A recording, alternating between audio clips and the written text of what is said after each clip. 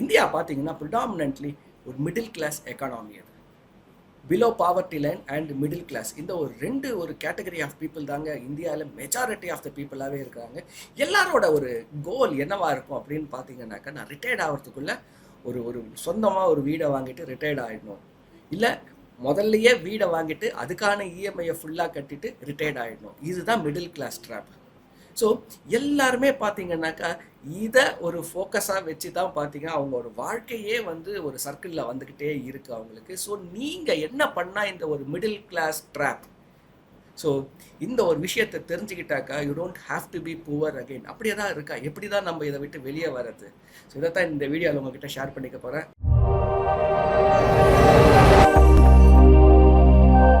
உங்ககிட்ட 5 golden rules. இதை நீங்கள் உங்கள் லைஃப்பில் அப்ளை பண்ணீங்க, ஃபாலோ பண்ணுறீங்க அப்படின்னா கண்டிப்பாக அடுத்த ஒரு 15 வருஷத்தில் நீங்கள் வந்து ஒரு மிடில் கிளாஸ் அப்படின்ற அந்த ஒரு ரூஃபை வந்து என்ன பண்ணிடலாம், ஈஸியாக சீலிங்கை பிரேக் பண்ணிடலாம் நீங்கள். ஸோ ஆர்டினரியாக மக்கள் என்னென்ன பண்ணுறாங்கன்றதை ஃபஸ்ட்டு பாருங்கள்.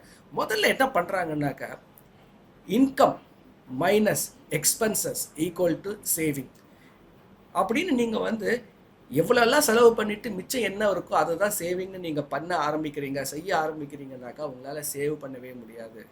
என்ன பண்ணணுன்னாக்கா, ஃபஸ்ட்டு உங்களை நீங்கள் கமிட் பண்ணணும். பே யுவர் செல்ஃப் ஃபர்ஸ்ட். இது வந்து நிறைய இடத்துல நீங்கள் படிச்சிருப்பீங்க. முதல்ல என்ன பண்ணுங்கள், 10% உங்களுடைய மாத சம்பளத்தில் நான் என்னோட லாங் டேர்ம் சேவிங் அப்படின்றதுக்கு நான் சேவ் பண்ணுறேன்னு திடகார்த்தமாக அதை வந்து என்ன பண்ணணுன்னாக்கா சேவ் பண்ண ஆரம்பிக்கணும். உங்களோட சேலரி 25,000 கூட இருக்கலாம். உங்களால் இப்போ அந்த 25,000 வச்சு உங்கள் வாழ்க்கையே ரொம்ப ஒரு டிஃபிகல்ட்டாக நீங்கள் என்ன பண்ணலாம், மாத கடைசியை நீங்கள் ஸ்பெண்ட் பண்ணலாம். அப்படி இருந்தால் கூட என்ன பண்ணணுன்னாக்கா, என்னோட சேலரி 25,000 இல்லை, என்னோட சேலரி 22,500 மனசளவில் ஃபிக்ஸ் பண்ணுங்கள். 22,000 என்ன பண்ணுங்கள், உங்கள் எக்ஸ்பென்சஸை எல்லாத்தையும் மீட் பண்ண பாருங்கள். அந்த ஒரு 10% 2,500 சேவ் பண்ண ஆரம்பிங்க. 25,000 இல்லைங்க, இன்றைக்கி 1,00,000 சம்பளம் வாங்குகிற எத்தனையோ பேரை பார்க்குறேன் நான் வந்து என்ன சொல்லலான்னாக்கா, லட்சக்கணக்கான பேர் 1,00,000 சம்பளம் வாங்குறவங்க பேர் பார்த்தீங்கன்னாக்கா இன்றைக்கி குறைஞ்சபட்சம் 3 விதமான கடன் வச்சுட்டு இருக்காங்க. ஃபஸ்ட்டு என்ன பண்ணுறாங்க, ஹவுசிங் லோன் வச்சுருக்காங்க, அதை தவிர்த்து கார் லோன் வச்சுருக்காங்க, அதை தவிர்த்து ஒரு பர்சனல் லோன், அதை தவிர்த்து கிரெடிட் கார்டு அவுட்ஸ்டாண்டிங். ஹவுசிங் லோனை தவிர்த்து 3 விதமான லோன் ரொம்ப ஆர்டினரியாக சுலபமாக வச்சுட்டு இருக்காங்க. ஸோ என்ன பண்ணணும்னா, நீங்கள் 10% ஆஃப் யுவர் மந்த்லி இன்கம்மை வந்து ஒரு சேவிங்காக முதல்லையே அதை எடுத்து வச்சிடணும் நீங்கள். அண்ட் அதை வந்து சிஸ்டமேட்டடாக ஆட்டோமேட்டடாக வந்து ஒரு எஸ்ஐபின்றதில் வந்து என்ன பண்ணணும், அதை எடுத்துகிட்டு போயிட்டு இன்வெஸ்ட் பண்ண ஆரம்பிச்சிடணும். ஸோ ஃபஸ்ட்டு நீங்கள் செய்ய வேண்டியது committing your self for long term. ரெண்டாவது பார்த்தீங்கன்னாக்கா, வாழ்க்கை எப்போவுமே பார்த்தீங்கன்னாக்கா மேல் நோக்கி தாங்க போயிட்டுருக்கோம். ஒரு 5 வருஷத்துக்கு முன்னாடி இருந்ததை விட இன்றைக்கி நீங்கள் நிறைய சம்பாரிச்சிட்டு இருக்கீங்களே, 10 வருஷம் முன்னாடி விட நீங்கள் நிறைய சம்பாரிச்சிட்டு இருக்கீங்களே. ஆனால் அதுக்கு அப்போ எப்போ சேமிச்சுட்டு இருக்கீங்க, இன்றைக்கி எவ்வளோ சேமிச்சுட்டு இருக்கீங்கன்னு பார்த்தீங்கன்னாக்கா ஆல்மோஸ்ட் சிமிலராக தான் இருக்கும். யார் ஒருத்தருமே வந்து அவங்க எஸ்ஐபிஸை இன்க்ரீஸ் பண்ணுறதே இல்லை. ஸ்டெப் அப் பண்ணுங்கள். வென் யூ க்ரோ ஓல்டர், உங்களோட வாழ்க்கையில் வந்து சேலரி இன்க்ரீஸ் ஆகும்போது உங்களோட எஸ்ஐபி நீங்கள் சேர்க்கக்கூடிய அமௌண்ட்டு கண்டிப்பாக இன்க்ரீஸ் ஆகணும். இது தாங்க வந்து ரெண்டாவது கோல்டன் ரூல். ரொம்ப நார்மலாக இருந்தாலும் இதை வந்து செய்முறையில் கொண்டு வாங்க, ஆக்ஷனுக்கு கொண்டு வாங்க.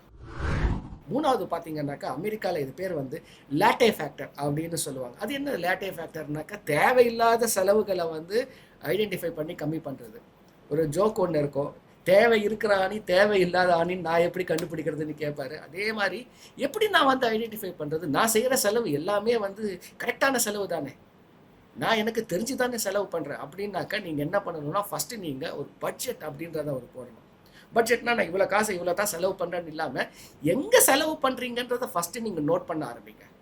ஸோ இவ்வளோ தான் செலவு பண்ணுன்றதை நம்ம அப்புறம் பார்த்துக்கலாம். ஃபஸ்ட்டு நீங்கள் உங்கள் சம்பளத்தை வந்து வாங்குகிற காசை எங்கே செலவு பண்ணுறீங்கன்னு கண்டிப்பாக உங்களுக்கே தெரிஞ்சாகணும். ஒரு 10 ரூபாய் நீங்கள் ஒரு டீக்கு செலவு பண்ணாலும் கண்டிப்பாக தெரிஞ்சாகணும். எப்படி ஆகுதுன்னாக்கா, ஒரு ஒர்க்கிங் பர்சன் இருக்காருனாக்கா ஒரு மாதம் ஃபுல்லாக ஒர்க் பண்ணுறாரு, ஒரு நாளைக்கு 10 மணி நேரம், அது ரொம்ப ஆவரேஜாக போச்சு. இப்போ ட்ராவல் எல்லாத்தையும் சேர்த்து ஒரு 11-12 மணி நேரம் கூட சில நேரத்தில் வந்துடுது. ஸோ அப்படி இருக்கும்போது பார்த்தீங்கன்னாக்கா நிறைய ஒரு பர்சனல் எக்ஸ்பென்சஸ் ஜாஸ்தி ஆகிட்டே இருக்குது. ஃபஸ்ட்டு பெட்ரோல் எக்ஸ்பென்சஸ், நம்ம போயிட்டு வர்றது, பார்ட்டி பண்ணுறது, ஃப்ரெண்ட்ஸு கூட போகிறது, ஸோ அந்த மாதிரியான ஒரு எக்ஸ்பென்சஸ்ஸு. நம்ம பர்சனலாக ஏதாவது ஒரு ஹேபிட்ஸ் இருக்குது, சிகரெட் மாதிரியான ஹேபிட்ஸ் இருக்குது அப்படின்னா அதுக்கு some expenses month on month போயிட்டே இருக்குது. ஸ்போர்ட்ஸ் ஆக்டிவிட்டி, நீங்கள் ஒரு ஸ்போர்ட்ஸ் என்தூசியாஸ்டிக், ஜிம்மு அது இதுன்னு பண்ணுறீங்க அப்படின்னாக்கா அதுக்கு சில பர்சனல் எக்ஸ்பென்சஸ் மட்டுமே, மூவிஸ், ஃப்ரெண்ட்ஸ் கூட போகிறது, டீ காஃபி குடிக்கிறது, ஒரு ஃப்ரெண்ட்ஸ் கூட போயிட்டு நீங்கள் ஒரு ஈவினிங் ஒரு ரிலாக்ஸாக ஒரு 1 hour உட்காந்து பேசிட்டு வந்தாலே அதுலேயே பில்லு பார்த்தீங்கன்னா ஒரு 500 ரூபா வந்துடுது. ஸோ 4 பேர் 5 பேராக போனீங்கன்னா கூட.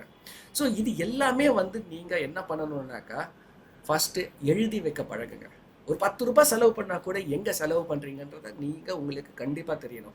கொஞ்சம் யோசிச்சு பாருங்கள். ஒரு பெரிய ஷிப்பாக இருந்தாலும் ஒரு சின்ன ஹோல் என்ன பண்ணிடும்னா அந்த ஷிப்பையே முழுகடிச்சிடும். எவ்வளோ பெரிய ஷிப்பாக இருந்தாலும் ஒரு சின்ன ஹோல் அந்த ஷிப்பையே முழுகடிச்சிடும். அதே மாதிரி ஒரு பக்கெட் இருக்குது, ஒரு சின்ன ஹோல், நீங்கள் எவ்வளோ தான் தண்ணியை ஊற்றிட்டே இருந்தாலும் அது ட்ரெயின் ஆகிட்டே இருக்குங்க. இந்த சின்ன சின்ன எக்ஸ்பென்சஸை நீங்கள் கண்ட்ரோல் பண்ணலன்னா உங்கள் வாழ்க்கையில் ஒரு பெரிய ஒரு கார்பஸை நீங்கள் என்ன பண்ண முடியாதுன்னா மீனிங்ஃபுல்லாக சேர்க்கவே முடியாது. 3வது லேட்டே ஃபேக்டர். 4வது பார்த்தீங்கன்னாக்கா இந்த ட்ரீம் அக்கௌண்ட் அப்படின்னு சொல்கிறது. இது என்ன ட்ரீம் அக்கௌண்ட் புதுசாக இருக்கே அப்படின்னாக்கா, எல்லாருக்குமே வந்து லைஃப் ஸ்டைல், அதாவது ஒரு வெக்கேஷன் போகணும், ஒரு நல்ல ஃபோன் வாங்கணும், ஒரு நல்ல கார் வாங்கணும், ஒரு நல்ல ஒரு பிராண்டட் திங்ஸ் எல்லாம் வாங்கணும். எல்லாருக்குமே அந்த ஆசை இருக்குது. அந்த ஆசை தப்பான ஆசையே கிடையாது. ஏன்னா நீங்கள் கரண்ட் லைஃப்பை நீங்கள் என்ஜாய் பண்ணாமல் எதுக்கோ ஒன்று சேர்த்து வைக்கிறீங்கன்னா that is also not good. So என்ன பண்ணால் கரெக்டாக இருக்கும், எப்படி நம்ம பேலன்ஸ் பண்ணுறது கரண்ட் லைஃப்க்கும் ஃப்யூச்சருக்கும் பார்த்தீங்கன்னாக்கா இதுதான் இந்த ட்ரீம் அக்கௌண்ட். உங்களோட சம்பளத்தில் 20% ஆஃப் மணியை எடுத்துகிட்டு வந்து ஒரு தனியாக ஒரு பேங்க் அக்கௌண்ட்டில் வச்சுடுங்க. தயவு செஞ்சு இருக்கிற பேங்க் அக்கௌண்ட்லேயே வைக்காதீங்க. தனியாக ஒரு அக்கௌண்ட்டை ஓப்பன் பண்ணுங்கள். அது ஒரு ஜாயிண்ட் அக்கௌண்ட்டாக ஓப்பன் பண்ணுங்கள், இல்லை ரெக்கரிங் டெபாசிட்டாக ஓப்பன் பண்ணுங்கள். எப்படியாவது ஒரு தனி அக்கௌண்ட்டை ஓப்பன் பண்ணிவிடுங்க. அதில் 20% சேவ் பண்ணுங்கள். நீங்கள் விருப்பப்படுற எதுவாக இருந்தாலும், என்டர்டெயின்மெண்ட்டாக இருக்கட்டும், வெக்கேஷனாக இருக்கட்டும், ஃபோன்ஸாக இருக்கட்டும், ஈவன் காராக இருக்கட்டும், ஒரு லாங் டேர்முக்கு என்ன பண்ணுங்கள், சேர்த்து வச்சு வாங்க பாருங்கள். என்ன பண்ணுறோன்னாக்கா நம்ம எது வாங்கணும்னு நினச்சாலுமே இன்றைக்கி ஸ்பான்டேனியஸாக கிரெடிட் கார்டை வச்சு வாங்கிட வேண்டியது. அதில் வந்து பார்த்தீங்கன்னாக்கா ஒருத்தர் குறைஞ்சபட்சம் ஒரு 4 இல்லை 5 கிரெடிட் கார்டு வச்சுட்டு இருக்காங்க. தயவு செஞ்சு இந்த வீடியோவை பார்த்துட்டு இருக்கீங்கன்னாக்கா உங்ககிட்ட மோர் தென் 1 கிரெடிட் கார்டு இருந்ததுன்னா ஃபஸ்ட்டு அதை சரண்டர் பண்ணுங்கள். அது ஒரு இன்செக்யூராக இருக்கும். ஒரு 3 கிரெடிட் கார்டு வந்து பர்ஸில் இல்லைனாலே ஒரு இன்செக்யூர்னஸ். அது எதுக்குனாக்கா நம்மளை தாண்டி நம்ம வந்து ஏதாவது செலவு வந்துடுமோ, செலவு வந்துட்டால் நம்ம என்கிட்ட எங்கே காசு இருக்குன்ற மாதிரி. தயவு செஞ்சு don't have more then 1 credit card. எத்தனை இருந்தாலும் ஃபஸ்ட்டு என்ன பண்ணிவிடுங்க, போயிட்டு சரண்டர் பண்ண ஆரம்பிச்சிடுங்க. என்கிட்ட நிறைய கிரெடிட் கார்டு இருந்தது, பட் கடந்த 5 வருஷமாக ஒரே ஒரு கிரெடிட் கார்டு மட்டும் தான் யூஸ் பண்ணிட்டு இருக்கேன். அதுவும் அந்த வந்து லான்ச் ஆக்சஸ் அப்படின்னு சொல்லுவாங்க, இந்த ரிவார்ட் பாயிண்ட். அண்ட் அந்த கிரெடிட் கார்டில் எப்போவுமே நான் எக்ஸஸாக தான் மணி வச்சுருப்பேன் நான். So I don't use that. அந்த கிரெடிட் லிமிட்னு சொல்லக்கூடியது கூட யூஸ் பண்ணுறது கிடையாது. ஸோ அதை என்ன பண்ணுங்கள், ஒரு எமர்ஜென்சி பர்பஸ்க்காக மட்டுமே வச்சுக்கோங்க. ஒரு அன்றாட செலவுக்கு அதை நீங்கள் யூஸே பண்ணாதீங்க. கேஷை யூஸ் பண்ண ஆரம்பிங்க. கேஷை யூஸ் பண்ண ஆரம்பிக்கும்போது என்ன ஆகும்னாக்கா உங்களுக்கு தெளிவாக தெரியும் எவ்வளோ செலவு பண்ணுறீங்க. கிரெடிட் கார்டில் வந்து சரி ஓகே 1000 ரூபாய் இடத்துல நான் 1200 1300 பரவாயில்லன்னு நம்ம என்ன பண்ணிவிடுவோம், ஈஸியாக செலவு பண்ணிவிடுவோம். So coming back to dream account, 20% credit கார்டை ஒன்றா மாற்றிடுங்க. இந்த 20% என்ன பண்ணுங்கள், ஒரு அக்கௌண்ட்டை ஓப்பன் பண்ணி உங்களோட அந்த ஒரு ஷார்ட் டேர்ம் நீட்ஸாக இருக்கலாம், உங்களோட பர்சனல் அது என்ன ஒரு எக்ஸ்பென்சஸ் லைஃப் ஸ்டைல் எக்ஸ்பென்சஸாக இருந்தாலும் அந்த ட்ரீம் அக்கௌண்ட்லேருந்து மட்டும் எடுத்து செலவு பண்ணுங்கள். 5வது ஆல்வேஸ் பை அசெட்ஸ் மட்டுமே பை பண்ணணும். அது என்ன, அப்போ நான் ஃபோன் வாங்கக்கூடாதா, கார் வாங்கக்கூடாதா? ஷார்ட் டேர்ம் காசு இருக்குன்னா கண்டிப்பாக வாங்கிடுங்க. பட் இதை கன்சிடர் பண்ணுங்கள். சரி நீங்கள் சேர்த்து வச்சுட்டீங்க, இப்போ ஒரு கார் வாங்குறீங்க. அந்த கார் லெட்ஸே ஒரு 10 லட்ச ரூபான்னு வச்சுக்கோங்க. உங்கள் நெட்வொர்த்தில் அந்த காரோட டோட்டல் பர்சன்டேஜ் எவ்வளோ? 20%, 30%, 10%, ஏதோ ஒரு பர்சன்ட் இருக்குல்ல. இப்போ நீங்கள் ஒரு கார் 10 லட்ச ரூபாய்க்கு பார்க்குறீங்கன்னாக்கா உங்கள் நெட்வொர்த் வந்து 1 கோடி ரூபாய். அதாவது அசட் எல்லாம் ஒரு சைடில் போடுங்க, லயபிலிட்டிஸ் எல்லாம் ஒரு சைடில் போடுங்க. அசட் மைனஸ் லயபிலிட்டின்றது நெட்வொர்த். உங்கள் கையில் ஒரு 1 கோடி ரூபாய் நெட்வொர்த் இருக்குது, financial net worth. Not talking about அந்த ரியல் எஸ்டேட்டெல்லாம் விட்டுருங்க. ஃபைனான்ஷியல் நெட்வொர்த் இருந்துச்சுன்னா ஒரு 10 லட்ச ரூபாய்க்கு கார் ஒர்த்துங்க.